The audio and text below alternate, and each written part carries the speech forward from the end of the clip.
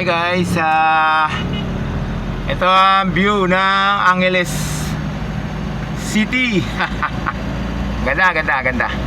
Maluwag ang kalye, malaki. Guys, Angeles City, talagang magandang bayan ng Angeles City. Kaya maraming dumadayo pa rin dito mga turista hanggang ngayon.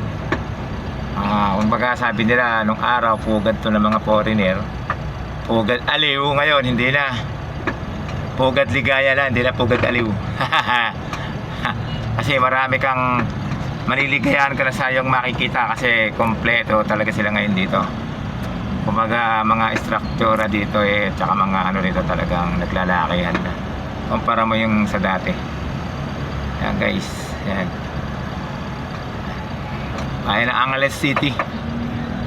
Iba siya ngayon kaysa noon. Ngayon kasi marami na nagdagdag ng mga bagong buildings.